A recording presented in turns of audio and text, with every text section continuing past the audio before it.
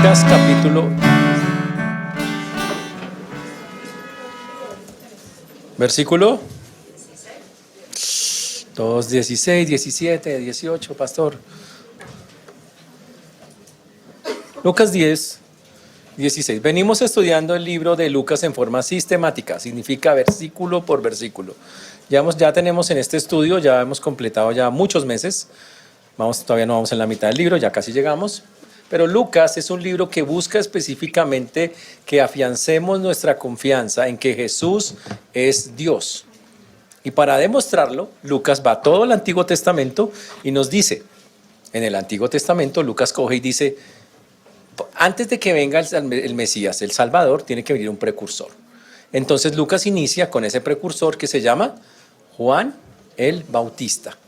Juan el Bautista es básicamente el precursor que fue anunciado en las Escrituras. Entonces Lucas llega y dice, mire lo que dice que tenía que ser Juan, y después compara la vida de Juan con la que está en los escritos antiguos y dice, Juan cumple perfectamente con ese papel. Después dice, el que tenía que venir es el Mesías. El Mesías tenía unas características y entonces el Mesías dice, el Mesías tenía que tener estas características y compara a Jesús y dice, Jesús cumple todas las características del Mesías. Pero también el que venía, o sea el Mesías, o sea Jesús, tenía que comprobar que era Dios.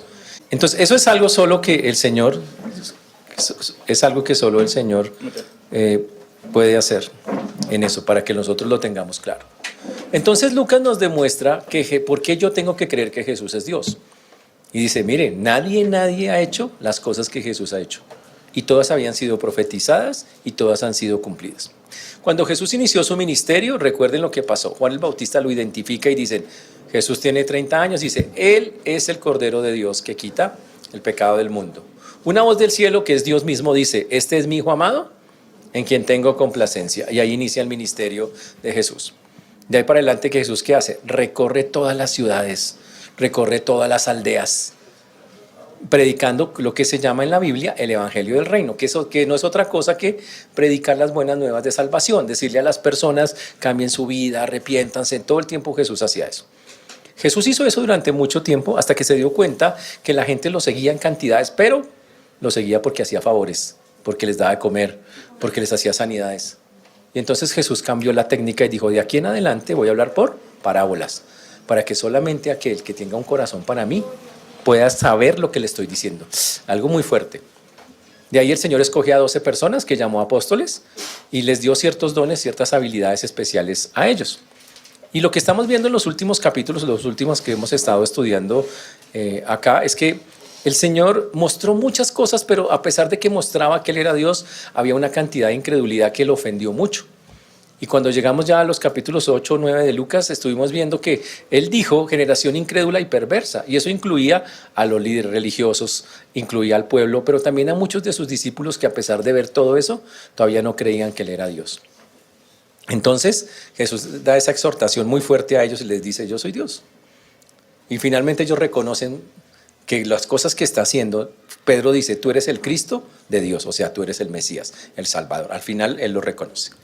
A partir de ahí el Señor empieza, les dice a todos ellos que tiene que empezar a trabajar en el servicio a Dios y habla de lo que cuesta seguir a Dios. Lo vimos la semana pasada y antepasada. Le dice, ¿quieres seguir a Dios? Dios está por encima de cualquier cosa que usted me nombre. Algunos le dijeron, deja que vaya y entierre a mi padre. ¿Y qué le dijo el Señor? Deja que los muertos entierren a sus muertos. El otro le dijo, espere que me despida a mi familia. ¿Y qué le dijo el Señor? Le dijo, el que se pone a mirar para atrás no es digno de seguirme. Wow, y uno dice, usted estuvo como pesado. A otro el Señor le dijo, sígueme. Y él dijo, ya tantico, ya. Y en todos los casos el Señor le dijo, ¿saben qué? Siempre, si usted realmente me quiere seguir, va a tener que yo tengo la prioridad en la vida. Porque de eso se trata, ser un discípulo de Cristo. Eso fue lo que vimos hace un par de semanas. Después de eso, ya el Señor mandó a sus discípulos por segunda vez. Antes había mandado 12, ahora manda 70. Mandó un grupo de a 2, 35 grupos misioneros de a 2 personas. Se llaman los 70. Estos 70 eran discípulos de Jesús. Los mandó a recorrer todas las aldeas. Básicamente era un programa de evangelización. Pero lo interesante es cómo los mandó. Les dijo, cuando ustedes van a ir a hacer la obra de Dios, lo hacen sin plata, sin comida, sin nada para defenderse, van a depender completamente de mí. No van a llevar nada y no llevaron nada. Y su salario va a ser lo que la gente les dé. Golpean en una puerta, si les abren la puerta, entren. Si les cierran la puerta, sacudan el polvo de sus pies y váyanse. Fuertísimo. ¿Y qué vimos la vez pasada? Que eso básicamente es lo que estábamos viendo acá. Que el Señor les dijo, si llegan a una casa y lo que les den de comer, coliflor en salsa de apio, un ejemplo. Uf, qué delicia. ¿Qué dice el Señor? De todo lo pues le pongan delante, coma. Porque eso es lo que le estoy mandando. Y si le toca un sitio muy humilde para dormir, duerma, allá donde le toque. En pocas palabras, dependa completamente de mí para servirme. Es lo que Dios dice inicialmente. Y llegamos hasta el versículo número, después hablamos sobre una advertencia. El Señor dijo, y los que no reciben, los que uno les predica y les enseña el Evangelio, el Señor hace una advertencia muy fuerte y dice, ¿cómo va a ser el castigo que hay sobre los que sigan en incredulidad a pesar de todas las cosas que Dios hace? Que esos son los versículos que van desde el versículo número 13, 10-13, hasta el versículo número 16, donde estábamos, donde Jesús terminó diciendo, el que a vosotros oye y a mí me oye, y al que a vosotros desecha, a mí me desecha, y al que me desecha a mí, desecha al que me envió. Y dijo, tranquilos, si a ustedes los desechan, no lo están enseñando ni a usted ni a mí, están desechando a Dios mismo, que fue el que me mandó a hacer esto. Diciendo, con el Señor no hay puntos medios, o usted está con Él, o usted está contra Él. Muy fuerte, fuertísimo eso. Y hoy vamos a ver algo muy bonito en el versículo 17, eso fue lo que vimos la vez pasada. Hoy vamos a comenzar en el versículo 17, Lucas 10, 17. Y vamos a estar hablando de algo muy especial, de las cosas que deben alegrar realmente la vida de nosotros. Yo le pregunto, ¿tiene una vida feliz y gozosa en el Señor?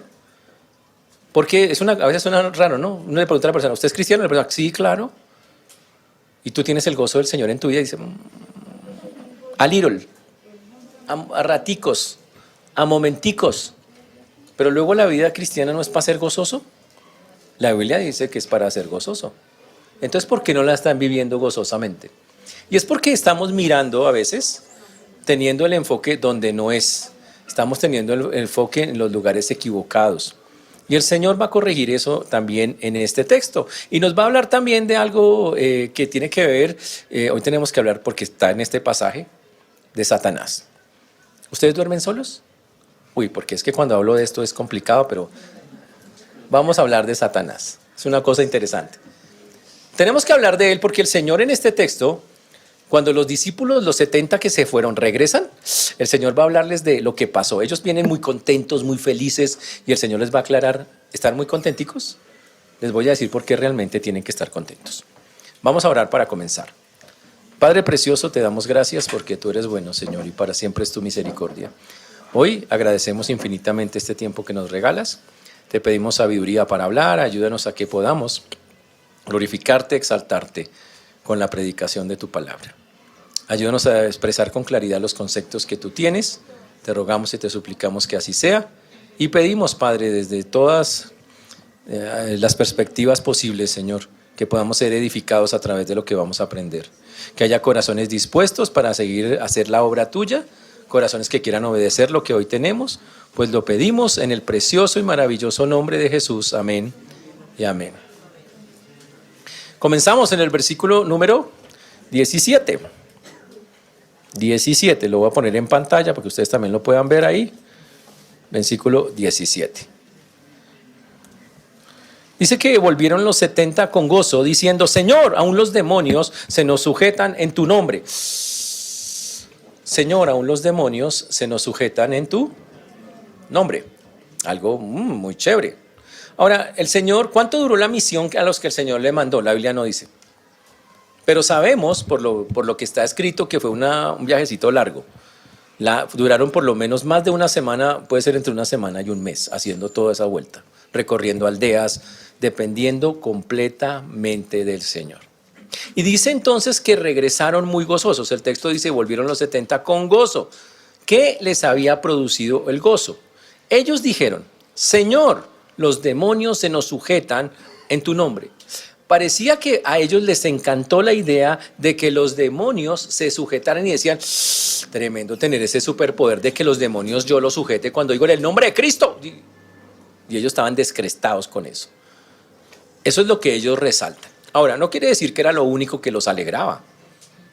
Vamos a darnos cuenta que según el texto Jesús no está diciendo que solamente era lo único que los alegró, pero Jesús sí vio que lo que ellos más enfatizaron fueron que los demonios se les sujetaban.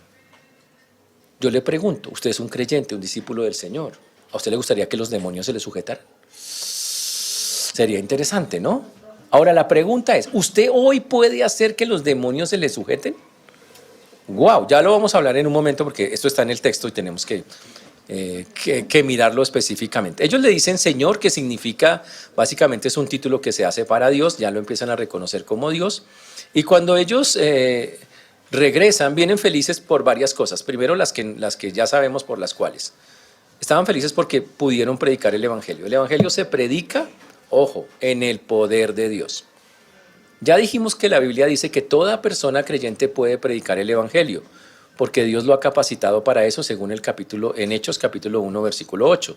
Y recibiréis poder cuando haya venido sobre vosotros el Espíritu Santo y me seréis testigos en Jerusalén, Judea, Samaria y hasta lo último de la tierra. Según ese versículo, cuando el Espíritu Santo venga, desde Hechos en adelante, cuando una persona reciba a Cristo, es garantizado que le da el poder para testificar, para hablar a otros. Eso está, usted no puede borrar el versículo de la Biblia. Ahora usted dice, es que a mí me da miedo, pastor, es que a mí... Pues le puede dar mucho miedo y todo, pero dice ese texto que la obra la va a hacer el Señor, no usted. Que usted solamente tiene que dejarse usar de Dios y Dios va a hacer eso. Eso por un lado.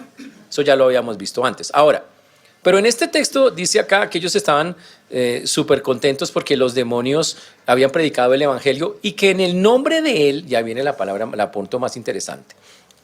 En el nombre de Él, invocando el nombre del Señor, los demonios se sujetaban. Entonces, para poder entender cómo funciona eso de que los demonios se sujeten, recuerden que solo el Señor tiene poder sobre el mundo espiritual. Existe un mundo espiritual. Existe, por decirlo, espíritus buenos y espíritus malos. Toda la historia se remonta al cielo. En el cielo Dios creó, ojo con eso, ángeles, creó. Y entre esos ángeles que creó a uno muy bonito, se llamaba Luz Bella, más conocido como Luzbel, que conocemos hoy con otro nombre que ya no es tan bonito, que se llama Satanás o Diablo. Luzbel o Luz Bella era un ángel hermoso, dice la Biblia, primoroso. El tipo tenía pinta, era un ángel, mejor dicho, 1A. Él llevaba la música en el cielo. Era un ángel que tenía muchas responsabilidades y un día ese ángel, que era bueno hasta ese momento porque Dios lo hizo bueno, pero que tenía voluntad, él vio que en su corazón, porque Dios puede ver todo, él es solo un simple ángel, que en su corazón él quería ser como Dios. Y ese ángel dijo, voy a poner mi trono al lado de Dios. Yo puedo hacer tantas cosas como las que Dios hace. Lo hizo porque como tenía tantas responsabilidades, dijo, pues si yo puedo hacer esto, yo no necesito a Dios, yo puedo armar mi propio reino. Dios inmediatamente dice que lo echó por tierra y lo sacó. Cuando él salió, ese ángel que cayó, convenció a otra, dice que a la tercera parte del cielo, que son ángeles también, a que lo acompañaran en su caída. Y significa, se fueron con él.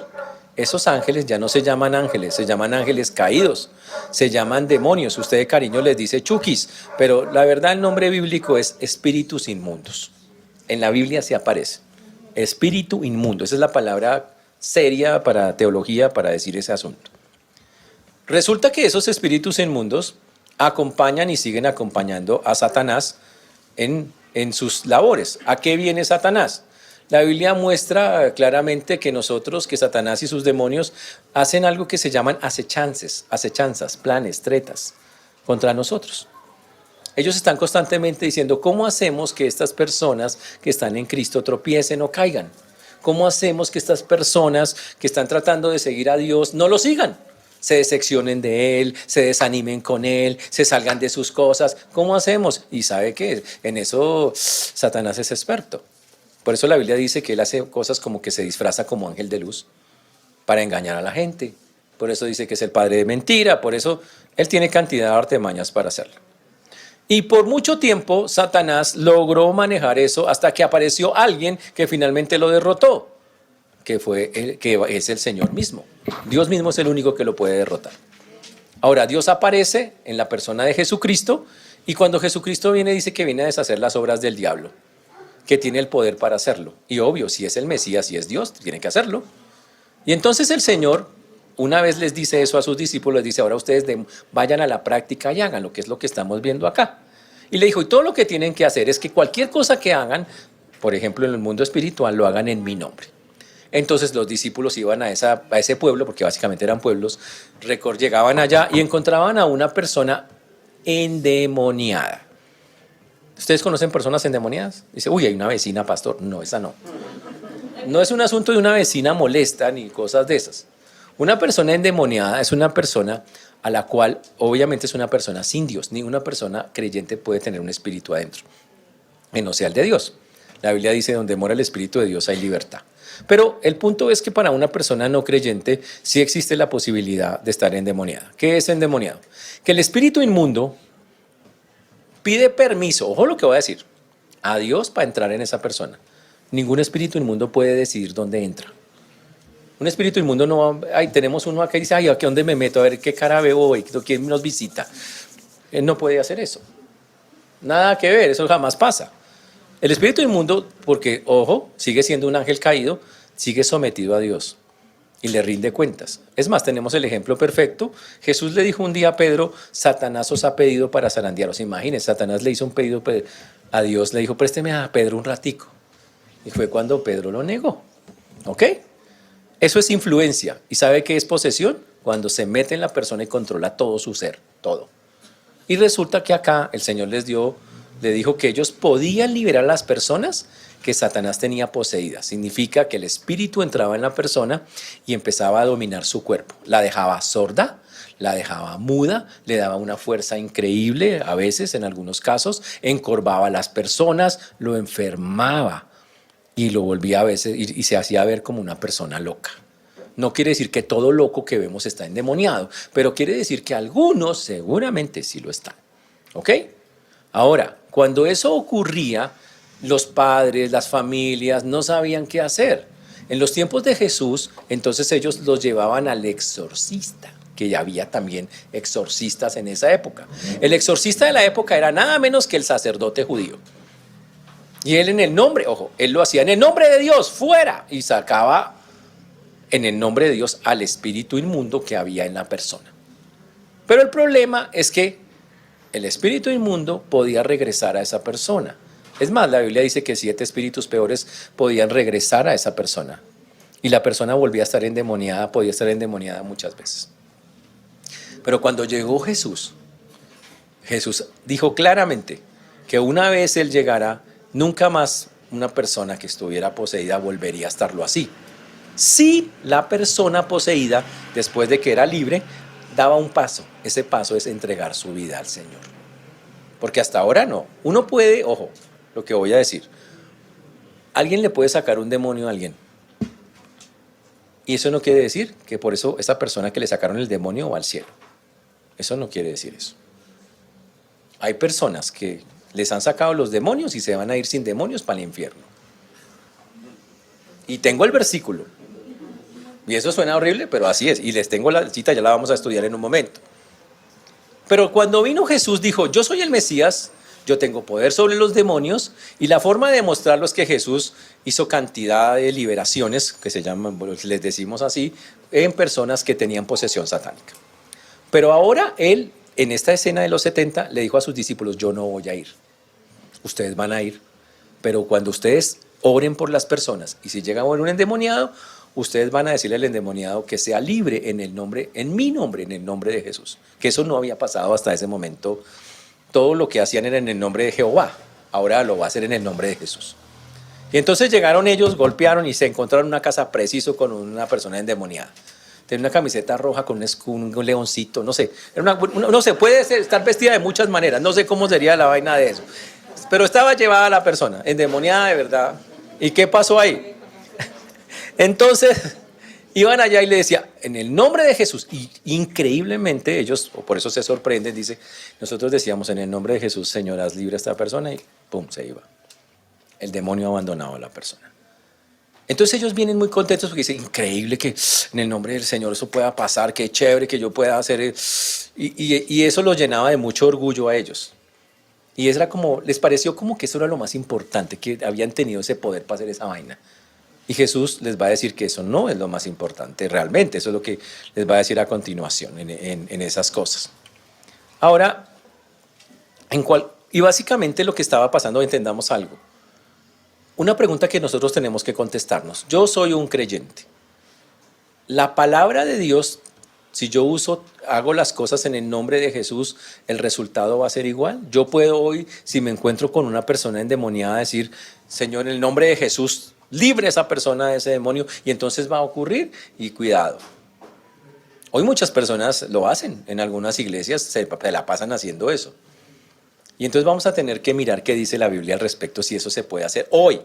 En ese tiempo, los únicos que hicieron eso fueron estos, porque Dios les dio la autoridad para hacer eso. Más adelante, solamente los apóstoles en el Nuevo Testamento lo van a hacer, pero no va a haber un montón de gente haciendo esto.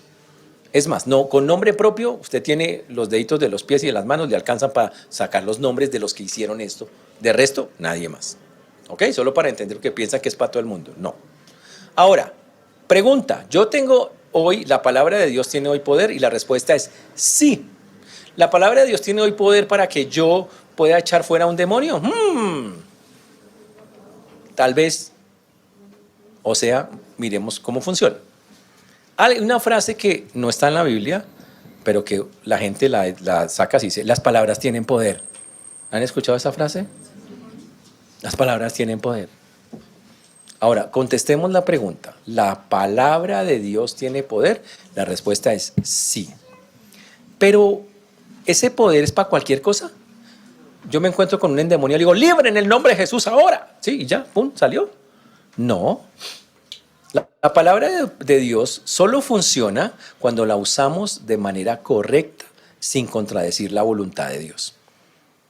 Si yo voy donde una persona que está endemoniada, ¿quién permitió que la persona fuera endemoniada? Permitió, no lo hizo, fue Dios. ¿Quién es el único que puede quitar dar el permiso para que vuelva y salga? Es Dios. Por eso yo no puedo ir donde una persona endemoniada y decirle, yo declaro en el nombre de Jesús, fuera. No puedo hacerlo, porque yo no tengo ese poder, porque yo no entiendo por qué Dios lo permitió, y solo Dios lo puede quitar. Pero yo sí puedo orar y decir, Señor, yo no conozco tu voluntad sobre esta persona, pero en tu infinita misericordia, ten misericordia de esta persona. Y si es tu voluntad, hazlo libre. Y si no, Señor, seguiré orando, tú tienes un plan seguro con eso. Pero yo no puedo ir más allá de eso. ¿Está claro lo que estoy diciendo? Eso es hoy. Y la razón por la que no lo puedo hacer hoy, aunque las palabras del Señor tienen poder, es que precisamente yo no puedo pasar por encima de la voluntad de Dios. Pero en cambio, a cualquier persona de esta tierra que no conoce a Cristo, si yo le digo, el Señor murió por ti, que está en la Biblia, Jesús lo dijo, Jesús es tu Salvador, Él desea que tú reconozcas tus pecados, que tú des pasos de fe, que tú cambies tu vida, Él te la puede transformar. Si la persona escucha atentamente y si el Espíritu le convence, la persona va a entregar su vida a Cristo, porque las palabras del Señor tienen poder. Obvio que sí funciona. ¿Está claro ese asunto? Bueno, en este caso, básicamente el Señor les dio esa capacidad de poder echar fuera a los demonios y así reducir la influencia satánica. Pero después de que ellos dijeron eso, Jesús dijo una frase que muchos dicen, ¿y esa vaina qué significa? Versículo 18 de Lucas 10:18. Él dijo, ese no es el 18. Hello, Moto. 18 dice, les dijo, yo veía a Satanás caer del cielo como un rayo.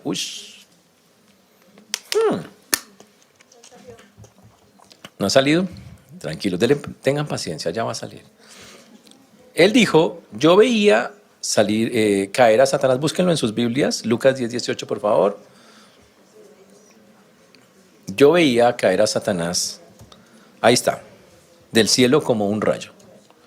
Ahora, los discípulos vinieron y le dijeron el informe a Jesús, estamos gozosos, los demonios se sujetan, y Jesús dice, yo lo estaba viendo. Dice, ¿en serio? Pero si Jesús no estaba con ellos, pues es que Él es Dios, que ve todo. Por eso desde donde Jesús estaba dijo, sí, yo vi. Y yo vi cómo Satanás caía. No quiere decir, Satanás es un espíritu, ¿ok? O sea, la gente es lo que lo ha pintado, que tiene cuernas, una camiseta roja y bueno, cosas de esas. No, ese es el mundo el que lo ha pintado así.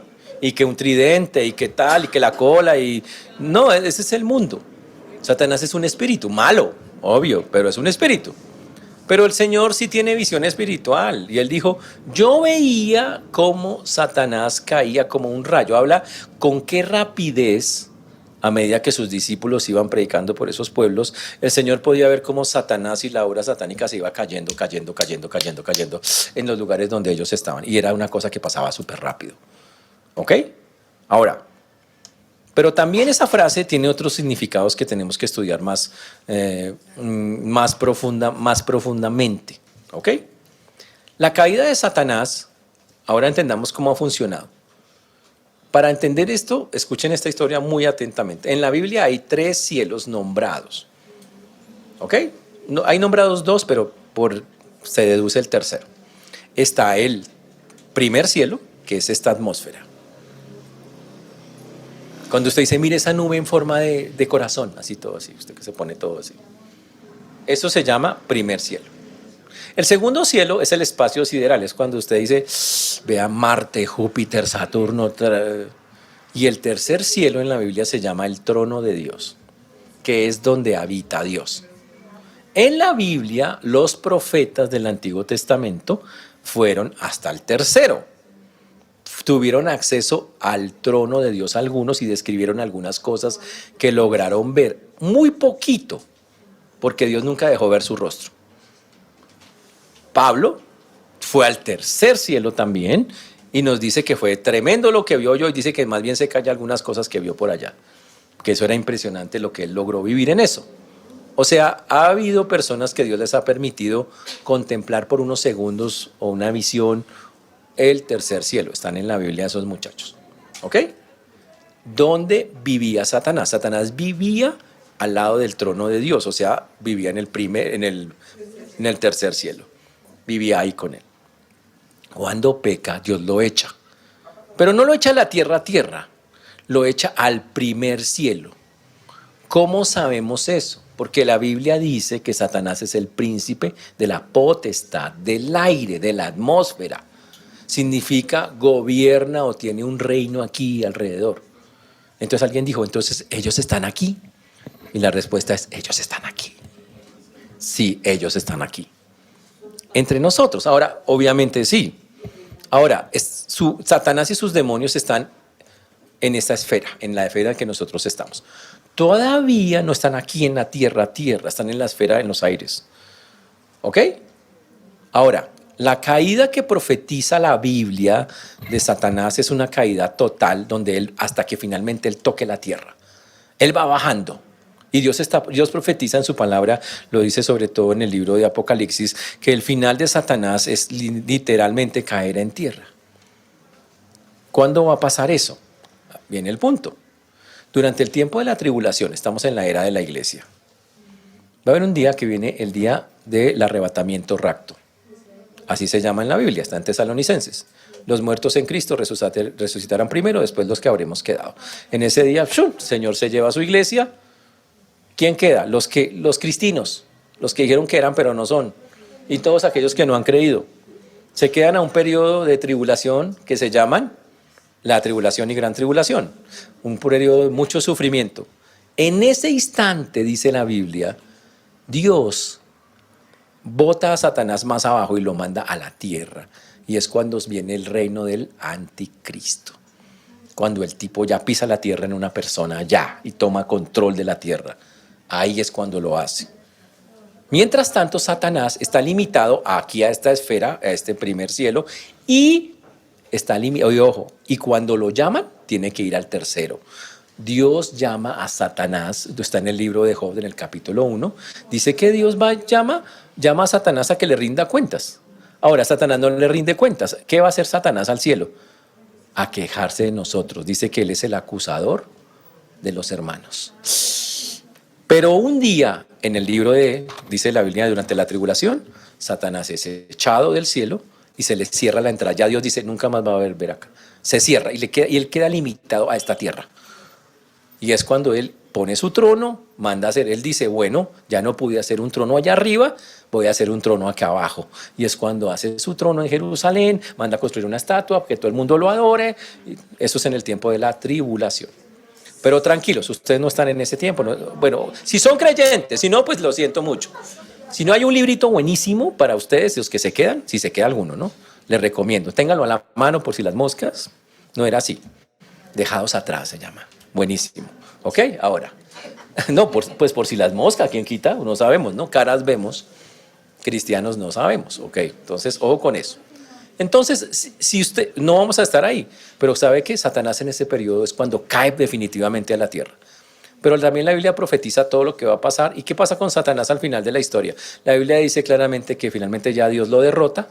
Ahora a él, Dios lo derrota personalmente y lo echa en un lugar que se llama el lago de fuego y azufre, donde Satanás quedará encarcelado por los siglos de los siglos, junto con el falso profeta, la bestia, los ángeles caídos y todas las personas que nunca quisieron creer en Cristo como Salvador. Ese es el final de todas las personas en eso. Entonces, cuando el Señor dice que vi caer a Satanás como un rayo, está diciendo, se está cumpliendo lo que la Biblia dice, que Satanás va cayendo, que su imperio de maldad y de todo va cayendo poco a poco. Ya desde los tiempos de Jesús está pasando. Satanás ya está siendo derrotado. Ahora, ¿por qué no se nota tanto? Porque él todavía tiene una influencia muy grande sobre, está en el aire, y influye sobre reinos, influye sobre personas. Su influencia sigue siendo bastante grande.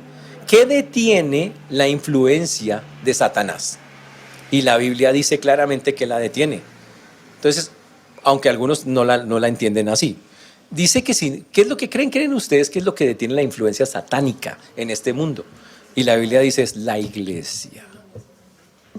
La iglesia. Por eso cuando se vaya a la iglesia, Satanás baja ya definitivamente. Ya no hay nada que lo impida. Ya él va a ser tal cual es. Ahí sí que vamos a ver al malo en acción, pero todavía no, porque es la iglesia la que lo detiene. ¿Estamos claros? Por eso es tan importante la iglesia que haga lo que tiene que hacer. La iglesia tiene que evangelizar, en el nombre, como decíamos acá, en el nombre de Jesús. La iglesia tiene que hacer la obra, eso es lo que tiene que hacer la iglesia. ¿Para qué? Para que el reino de las tinieblas siga cayendo, siga despedazándose mientras nos vamos. Después el Señor mismo se va a encargar en persona de Satanás. Eso es una labor que no le toca a usted. Y ese es el otro error que vemos hoy. Hay gente que quiere pelear contra Satanás. Yo estaba en una iglesia donde decía, en el nombre de Cristo, dice, te ato Satanás y te echo al abismo. Pero a la otra semana Satanás se había soltado del abismo. No sé cómo se soltó. Los lazos de Cristo se rompieron y el tipo otra vez estaba afuera y nos tocaba volverlo a echar para allá otra vez. Entonces ahí hay un problema porque grave, los lazos de Cristo rompiéndose, no aguanta. Pues obvio, pues que no era Satanás, porque esa pelea, el Señor dice, esa es una pelea que yo doy directamente. Ni siquiera el arcángel Gabriel, que es un arcángel, o Miguel, que es el guerrero en la Biblia, si ni siquiera Miguel pudo con él. Claro, ustedes leen bien la Biblia, dice que el arcángel Miguel dice que no contendió por el cuerpo de Moisés, sino que le dijo, Jehová te reprenda, porque Miguel sabía, el único que puede contra él es Dios. Entonces lo dijo, ¿sabe qué? Yo no voy a pelear por eso, Dios se va a encargar de usted. Entonces, eso es lo que tenemos que tener claro. Ahora, ¿cómo usted lucha? Porque básicamente aquí el Señor está hablando de la caída de Satanás, es que muchas personas que estaban amarrados por Satanás quedaban libres, pero pilas, quedar libres no quiere decir que sean salvos o que sean creyentes, solo quedaban libres para poder tomar la decisión de seguir o no seguir a Cristo. Eso es pura misericordia de Dios. ¿Eso está claro, señores? Muy bien. No hay preguntas, no. Aquí la caída de Satanás, entonces la Biblia dice en el libro de Apocalipsis, capítulo 12, versículos 7 al 9. Apocalipsis 12, 7 al 9. Después una batalla en el cielo. Miguel y sus ángeles luchaban contra el dragón. Y luchaban y el dragón y sus ángeles. Pero no prevalecieron ni se halló ya lugar para ellos en el cielo. Y fue lanzado fuera el gran dragón, la serpiente antigua que se llama Diablo y Satanás, el cual engaña al mundo entero. Fue arrojado a tierra y sus ángeles fueron arrojados por él. La Biblia profetiza desde este texto de Apocalipsis capítulo 12 en adelante que Satanás iba a ser echado y sí, cada vez sigue bajando. ¿Quién pelea contra Satanás? Ahí dice Miguel. ¿Quién es Miguel? Miguel es el ángel guerrero de Dios, la mano derecha para las guerras. El Señor tiene dos ángeles con nombre propio que reconocemos nosotros. Uno se llama Miguel. Donde lo vea Miguel, pelea fija, agarrón. Y el otro se llama Gabi, o sea, Gabriel. Donde ve a Gabriel, mensaje. Gabriel es el que le trajo el mensaje a María, Gabriel es un ángel mensajero, Miguel es un ángel guerrero. Y en la Biblia siempre están o entregando el mensaje o guerreando, uno de los dos.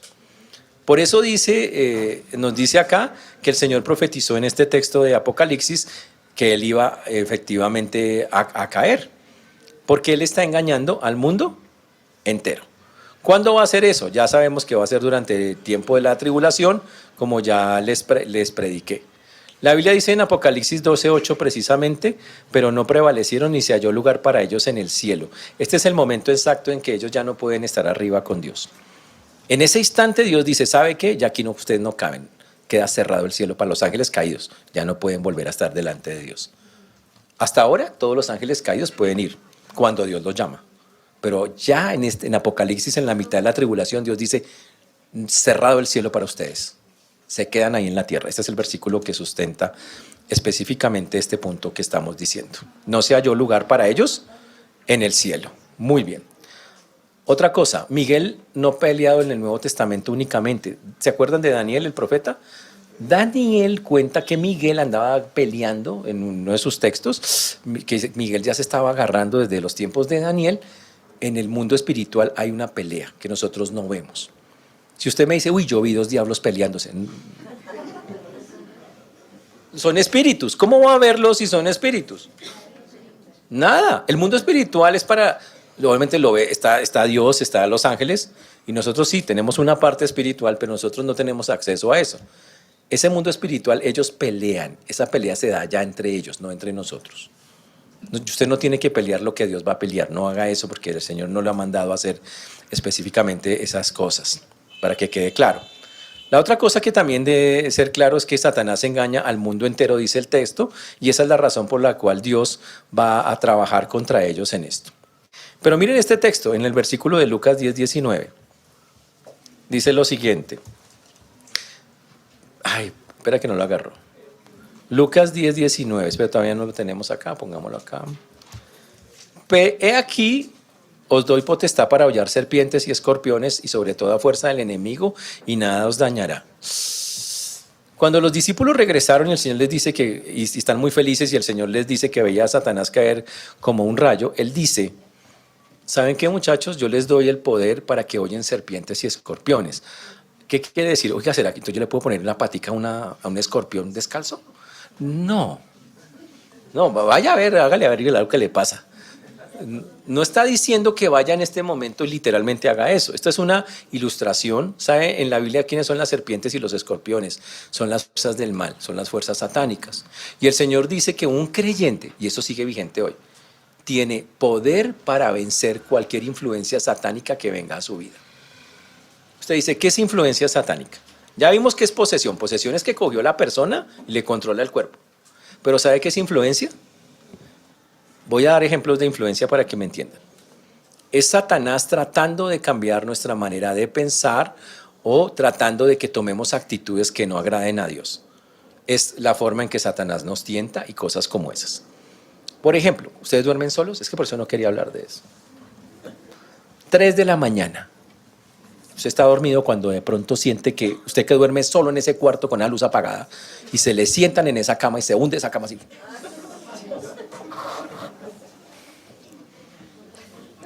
Y no solo eso, usted se va a voltear para mirar quién es cuando lo abrazan así por detrás y es frío, helado.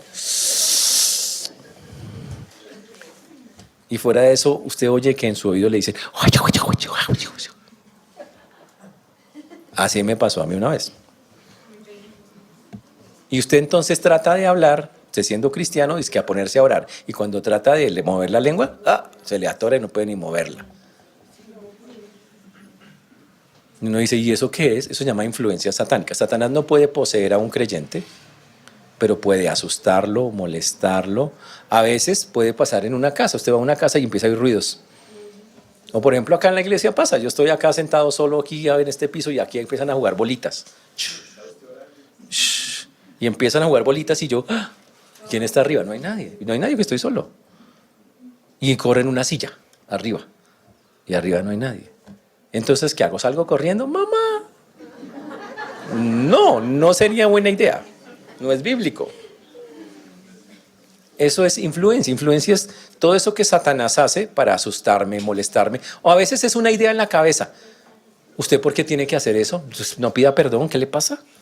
No sea bobo, no sea, y es una idea que me arraigan, me la confirma, usa una persona, o usa la televisión, o usa un programa que ve, para tratarme de convencer de algo. Eso se llama, en la Biblia, eso se llama seguir el mundo.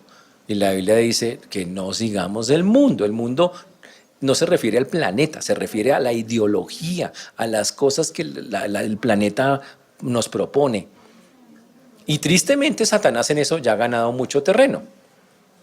Hace 30 años era mal visto lo que hoy no es mal visto. Hoy en día es normal la homosexualidad, el aborto, y hace 30 años eso no podía pasar. Ni siquiera, y siendo no creyentes. Satanás ya convenció a la humanidad de que la corriente del mundo dice, acéptelo, eso es normal. No es normal, es anti-Dios, es anti-bíblico. Ese es el punto.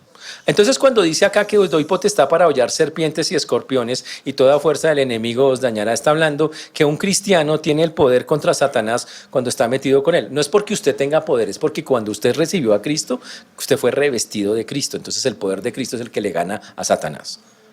Entonces, digamos la misma escena, 3 de la mañana y usted siente ese frío allá o siente que algo hay, una presencia, a veces pasa. ¿Qué tiene que hacer usted? Deje dormir. Orar un momentico, decir, Señor, tú estás aquí, estás conmigo, ayúdame a descansar, fin. A él no le haga caso, porque usted se pone a hacerle caso, ¿sabe qué va a pasar? Ahí lo tiene todos los días, molestándolo, porque usted le da importancia, o sea, no le dé importancia, usted le da importancia, perdió. Él va a seguirlo molestando porque usted le para bolas, no le pare bolas. Diga, Señor, tú estás conmigo, tú eres quien me libra, quien me salvó, quien me cambió, quien hace las cosas. Entonces, Señor, gracias. Y listo, esa es la forma de hacer. Eso es lo que significa hollar escorpiones y serpientes. A eso se refiere, no que usted esté pisando, vaya a pisar una serpiente a ver si la puede hacer así nomás. A ver qué le va a pasar si se pone con ese chiste usted. Entonces, está hablando más bien a nivel espiritual, que está diciéndonos que tenemos la capacidad de vencer a Satanás en cualquier área. Ejemplo, el pecado. De pronto usted dice, tengo un pecado que es muy grande, pastor, yo no puedo contra eso. Entonces dice, ¿cómo no? Obviamente, seguramente gran parte es usted mismo, su concupiscencia, y otra parte es Satanás. Y él dice, tranquilo, usted tiene el poder para vencerlo, yo le doy la capacidad para eso. Ya a eso se refiere ese texto. Entonces el Señor le dice a sus discípulos, yo les he dado la capacidad para que venzan cualquier actividad satánica que se oponga a la obra de Dios, cualquiera. Y en eso todavía sigue aplicando el día de hoy. ¿Está claro eso? Muy bien. Pero después el Señor les dijo, solo que hay cosas que de verdad vale la pena regocijarse y otras que no vale la pena regocijarse. Y por eso lo dice en el versículo 20. En el versículo 20 el Señor dijo, espérate que no lo está agarrando de una. 20, ahí está. Este sí es. Dice, pero no os regocijéis de que los espíritus se os sujeten, sino regocijaos de que vuestros nombres están escritos en los cielos. Entonces el Señor le dice, mire, ustedes están muy alegres porque creen que lo más importante de ir a hacer la obra de Dios es que tienen un poder que hace que los demonios se sujeten. ¿Y saben qué? Eso no es lo importante. Eso no es lo más importante. Ha habido personas a lo largo de la historia que han tenido como esa capacidad de poder hacer ciertas cosas y eso no garantiza que las personas sean salvas. No garantiza de que las personas sean salvas. Vamos a un versículo que aclara eso, Mateo 7, 22 y 23. Mateo 7, 22 y 23.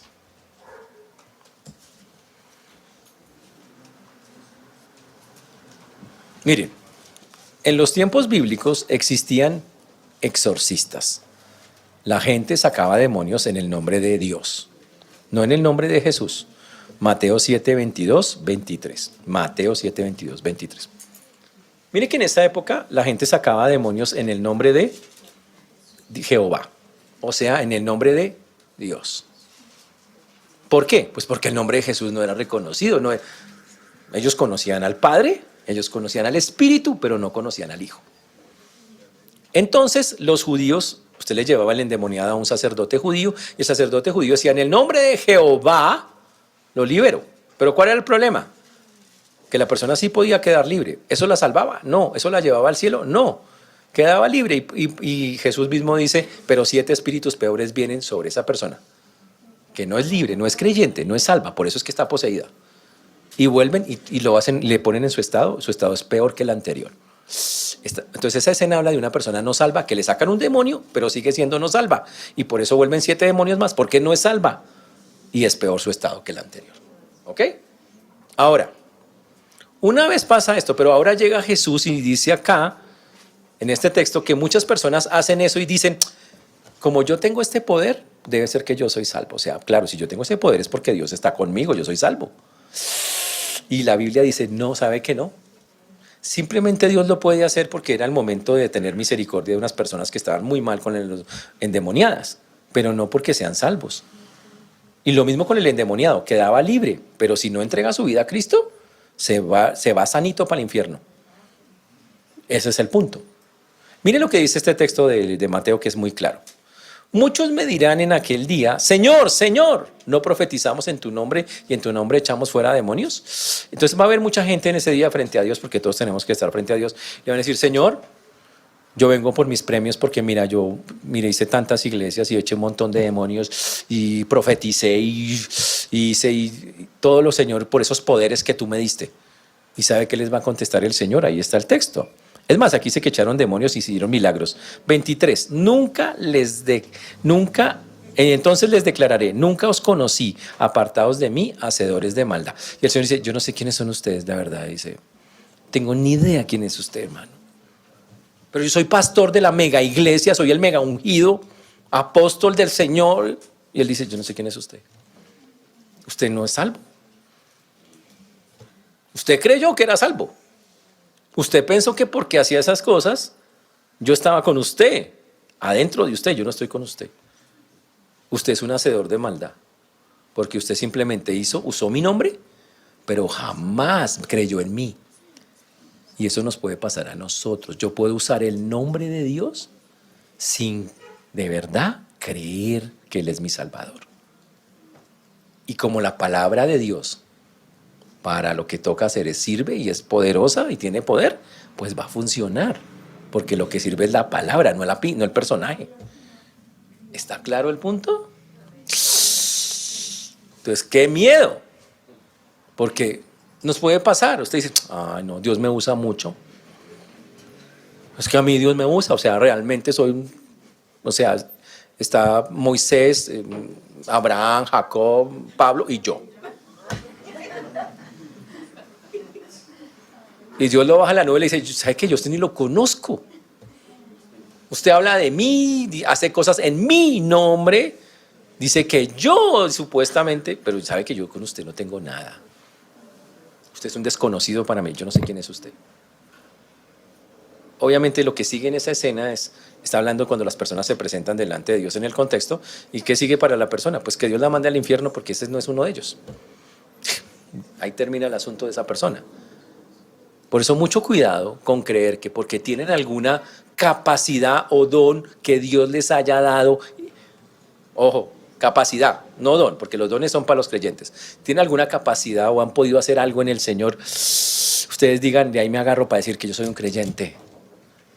No, si uno tiene una relación con el Señor, puede que la misericordia de Dios haga que la palabra de Dios se cumpla. Es más, les voy a poner un ejemplo más cruel todavía. Una persona que ha ido a la iglesia, pero no es creyente, y entra y sale, pero ha escuchado palabra y ha escuchado las cosas. Y un día se van de unos amigos y le dicen, ¿una palacé? Y él dice, sí, una, pero una grande. Y pide 1 litro, así, desde ahora, el Santán. Pero no es creyente. Y en medio empieza a tomar y se prende el tipo. Y en medio de la prendida, ¿sabe qué? Que hay varios oyentes y les empieza a predicar.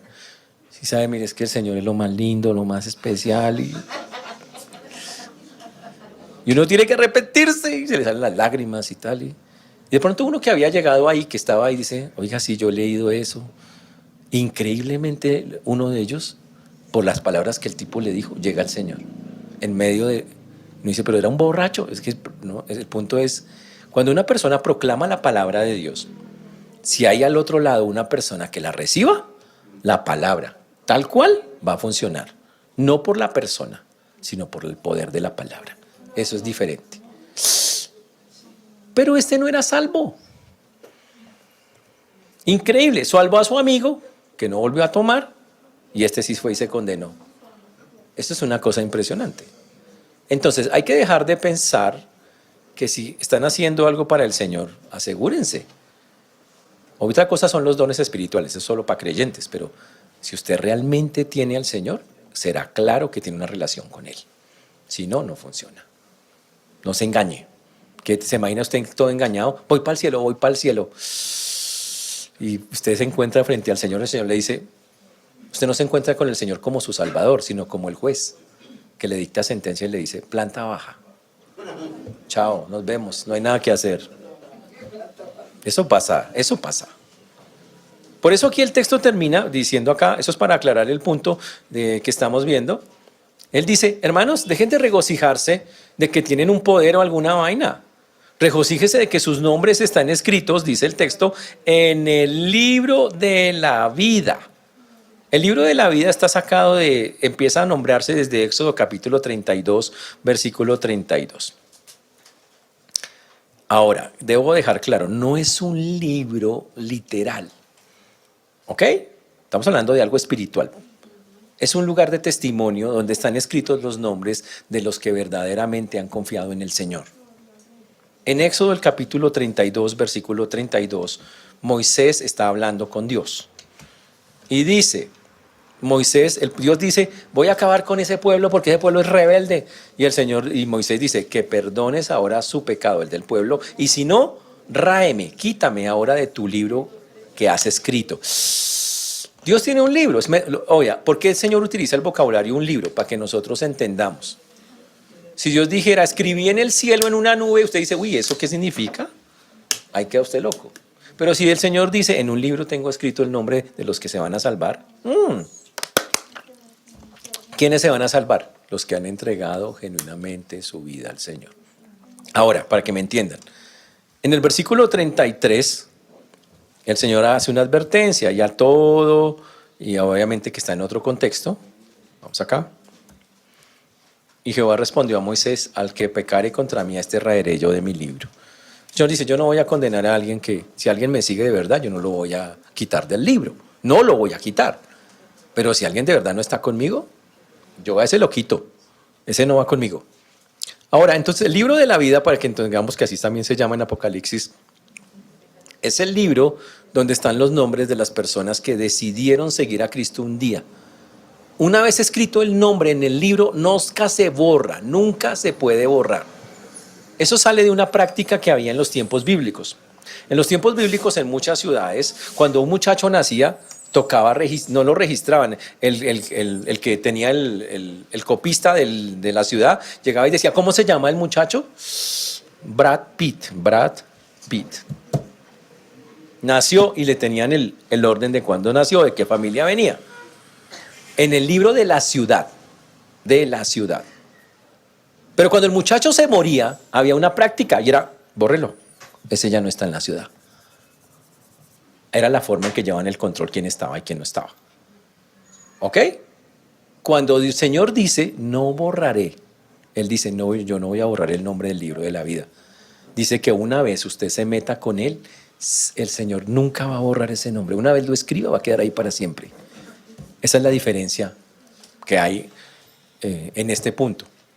Entonces el creyente, una vez entrega su vida a Cristo, debe tener la seguridad, Dios jamás va a borrar tu nombre. Y usted dice, si me porto mal, si me porto como soy, o sea, de alguna manera, ¿qué va a pasar? El Señor dice, pues voy a tener que disciplinarlo porque usted ahora es mi hijo. Y el que ama a su hijo, lo disciplina. Así que eso es lo que le espera. Pero usted no va a dejar de ser mi hijo. Va a ser mi hijo hasta la muerte. Así funciona. Y así es en la vida real, ¿no? Si usted tiene un hijo, deja de ser su hijo porque se porta mal. ¿Y si se porta peor? ¿Y si se porta peor, deja de ser su hijo? No. ¿Y si se muere, deja de ser su hijo? No. Es un lazo que nunca se rompe. Y entonces el Señor le dice a sus discípulos, en lugar de estarse regocijando de tener superpoderes, Hermano, regocíjese de que la misericordia de Dios lo alcanzó y usted entregó su vida a Dios y ahora su nombre está escrito en el libro de la vida. Y cuando usted se muera, va directamente a la presencia de Dios porque usted le entregó su vida a Él. De eso sí, gócese, alégrese. Ese sí es un motivo de alegría. No es que tengo yo hago esto y hago esto. No, de eso no se goce porque puedes engañarse.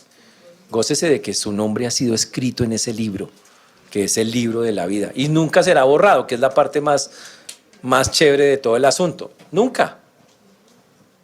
Termino diciendo esto que dice Juan 1:12 y que nos aclara mucho más el asunto.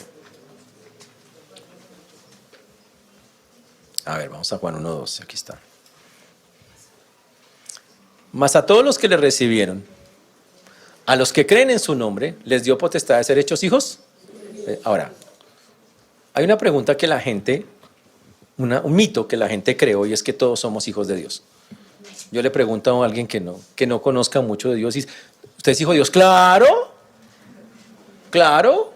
Y me voy a cualquier lugar, a cualquier persona, ¿usted es hijo de Dios? Claro, obvio. Todos salen con esa historia y algunos cristianos todavía tienen en la cabeza que supuestamente es así. Pero la Biblia dice que eso no es verdad. Lo dice este versículo que estamos mirando acá. Vamos a mirarlo. A ver si sale. Ahí va, ya va a salir, tranquilos. Ahí va. Dice, mas a todos, para ser hijo de Dios es obligatorio. Dice, mas a todos los que le recibieron, a los que creen en su nombre, recibieron y creen, les dio potestad, o sea, derecho de ser hijos de Dios. Solo si lo reciben y creen. Si usted no recibe y no cree, no es hijo de Dios. Entonces no todos somos hijos de Dios, solo los que lo reciben y creen. Y entonces otra persona del mundo entonces que es una creación o una criatura de Dios, pero todavía no es su hijo. ¿Ok? Todavía no, pero lo adquiere específicamente cuando entrega su vida al Señor. Ahora, entonces lo que hemos visto en este texto es, hay cosas reales por las cuales alegrarnos. No es tener poder sobre Satanás, gloria a Dios que lo tenemos. No es que tenga alguna capacidad especial y que la esté usando, porque cuidado, eso puede ser engañoso, porque si no es algo grave, se murió, se fue al infierno. No es eso, es que tengamos el evangelio que salva vidas y regocijarnos de que ese evangelio al primero que tocó fue a nosotros y por lo tanto lo que debe pasar es que salgo de acá diciendo, Señor, estoy absolutamente agradecido de la obra que hiciste por mí. Estoy agradecido hasta donde no más. ¿Sabe por qué? Porque no fue una obra de la carne. Mire lo que dice ese texto al final, los cuales no son engendrados de sangre, ni de voluntad de carne, ni de voluntad de varón, sino de Dios. Y si sabe que fue una obra, ¿quién la hizo? Dios. Yo no la hice, no es humano, lo hizo específicamente Dios. Y entonces al salir de esta iglesia, lo que yo debo pensar hoy es, Señor, estoy absolutamente agradecido de que me hayas regalado la salvación y hayas escrito mi nombre en el libro de la vida. Gracias, Señor, gracias. No tengo cómo pagarte, no hay manera, no hay forma de cómo pagar eso, no hay ninguna. Por eso estamos absolutamente agradecidos con el Señor. Termino entonces el texto de Lucas diciendo lo siguiente. Ese es Lucas, estamos en el versículo 10, versículo 20. Lucas 10, 20. Ahora vamos al 21, un instante. Al 21.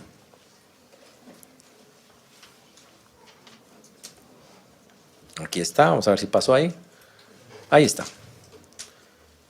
En aquella misma hora, dice el texto, Jesús se regocijó. Ya vimos que los discípulos se regocijaron y el Señor les corrigió. Regocíjese, pero de que su nombre está escrito en el libro de la vida. Ahora Jesús se regocija. Muchas personas tienen en la cabeza que Jesús es alguien aburrido, que es todo cuadriculado, que se la pasa orando así todo el tiempo. ¿De dónde sacan eso? Jesús jugaba con los niños. Jesús era una persona absolutamente cordial, amable, trataba a todos, abrazaba, amaba, quería, o sea, se combinaba con la gente. No era alguien que estaba en un lugar apartado y nadie lo podía tocar ni mirar, andaba con multitudes. con un montón de gente a su alrededor. Atendía a montones de personas cada día. Les brindaba su amor. No era un hombre cuadriculado así todo. Oren todos. No estaba en eso. Por eso es que cuando a veces dice Jesús se regocijó, la gente dice, ¿cómo será Jesús riéndose? Uy, eso no me parece como serio. Jesús riéndose. Pues se reía, disfrutaba, gozaba. Aquí está hablando que tenía una alegría inmensa. Ahora, ¿qué era lo que le traía tanta alegría? Lo sabremos la próxima semana porque ya el tiempo hoy se acaba. Pero el punto es, Jesús se regocijaba, se alegraba de cosas increíbles. ¿Y saben qué? Uno debe pensar, yo quiero alegrar el corazón del Señor, darle alegría, eso también se puede hacer. Pero repito, al salir de acá, señores, solo podemos tener un montón de agradecimiento. Porque si usted ya tomó la decisión de reconocer a Cristo como su Salvador, de, como dice la Biblia de Juan 1:12, recibirlo y creer, entonces usted es un hijo de Dios y debería estar feliz de que en ese instante que tomó esa decisión, su nombre fue escrito en ese libro. Hay una canción que a veces hemos cantado, que usted ha escuchado muy, muy viejita, la haber oído quién, a ver, miremos cara, no, una canción de hace muchos años, que se llama Cuando allá se pase lista. Sí, 5 hermanas, pastor. Porque la canción dice, habla de que en el cielo van a pasar lista. Obvio, la Biblia no dice eso. Ojo, la Biblia no dice eso. Pero suena bonito. Pero sí hay una lista. Está. Pero chévere, ¿no? Dice esa canción que cuando allá se pasa lista, yo feliz, a mi nombre yo feliz responderé, dice la canción. A mi nombre yo feliz responderé. Impresionante. Ahora, si está allá, sí señora, gracias por la aclaración. Si clasificó, perfecto. Sí. ¿Qué tal usted brincando? No me llamaron. Y el Señor dijo, es que es allá abajo. Está en la lista de allá. Por eso tenemos que nosotros de verdad, oiga, ser muy serios en eso de tener claro, ¿soy un creyente o no lo soy un creyente? Y eso solo lo sabe usted. Solo si usted ve si un día le entregó la vida al Señor, solo si usted ve si se produjo un cambio en su vida, eso solo lo sabe usted. Y si tiene dudas, pregunte. Y sobre todo pregúntele a Dios. Él le va a quitar la duda. Le va a decir sí o no. Y no quiere decir que es perfecto. Si el Señor le dice sí, no quiere decir que es perfecto. Porque a veces usted peca y se marea. ¿Será que soy salvo? No es el pecado lo que determina si usted es salvo o no. Es si usted en algún momento de su vida hizo esa decisión. Y si está fallando en eso, pues obviamente que seguro habrá algunas consecuencias, pero no ha dejado de ser salvo, solo que tiene que trabajar en su pecado. Eso es otra cosa diferente, para que la tengamos clara. Amén. Vamos a terminar en oración, pongámonos de pie, vamos a orar.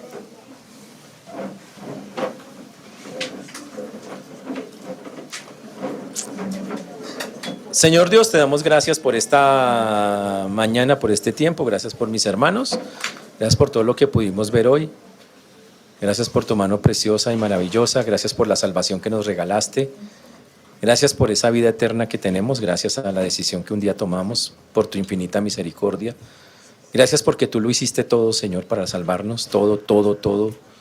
Reconocemos, Señor, que tú fuiste el que nos llamó, el que nos buscaste, y te agradecemos infinitamente por eso.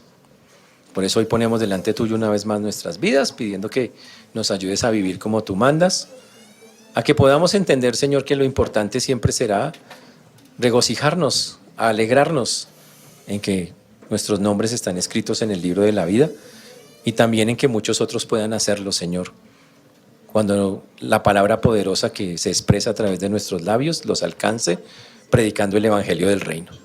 Por eso damos a ti la gloria, la honra, la alabanza en este día. En Cristo Jesús. Amén.